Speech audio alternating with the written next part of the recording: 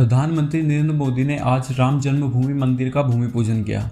इस कार्यक्रम के बाद प्रेस से बात करते हुए उत्तर प्रदेश के मुख्यमंत्री योगी आदित्यनाथ ने कहा कि यह मेरे लिए बहुत ही भावुक और गौरवपूर्ण पल था। बतौर सीएम मैंने यूपी की सुरक्षा की जिम्मेदारी संभाली और इस कार्य को मैंने पिछले 3 साल से बड़े नज़दीकी से महसूस किया है। कांग्रेस महासचिव प्रियंका गांधी वाड्रा के राम सबके हैं वाले बयान पर सीएम योगी आदित्यनाथ ने कहा कि राम सबके हैं, यह हम बहुत पहले से कहते आ रहे हैं। यह सद्बुद्धि उस वक्त आनी चाहिए थी जब यहाँ पर कुछ लोगों के पूर्वज रामलला की मूर्तियों को हटाने की कोशिश कर रहे थे। आखिर वो कौन लोग थे जो अयोध्या में रामलला का मंदिर नहीं चाहते थे? सीएम योगी ने कहा कि वो कौन लोग थे जो कह रहे थे कि हम गर्भगृह से 200 मीटर दूर शिलान्यास करेंगे, वहाँ पर कुछ नहीं होना है, विवादित ढांचे में कुछ नहीं करना है। हम सभी लोगों को बुलाना चाहते थे, कोरोना के प्रोटोकॉल के कारण सीमित संख्या में ही लोगों को बुला पाए। साधु संत इस कार्यक्रम का हिस्सा बनना चाहते थे। इस पूरे कार्यक्रम में करीब 200 मेहमान ही आ पाए। योगी आदित्यनाथ ने कहा कि बीजेपी का कोई भी पदाधिकारी इस कार्यक्रम में नहीं आया है।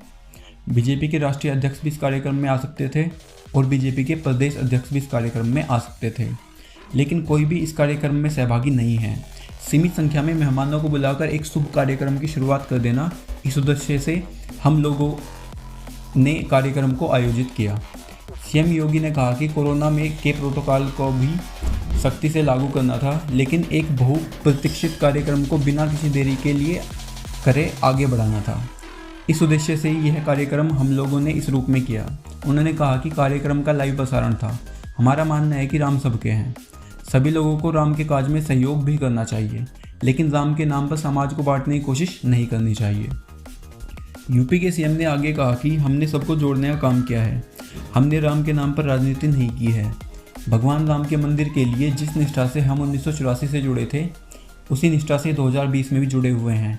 लेकिन सोचना उन लोगों को चाहिए जो आखिर 1949 में उनकी भावनाएं क्या थी और 1984 में उनकी भावनाएं क्या थी, या 1992 में उनकी भावनाएं क्या थी, या उसके बाद उनकी क्या भावनाएं थी।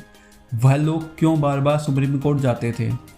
ये लोग बोलते कुछ हैं और करते कुछ और हैं। हमने जो कहा है वो किया है।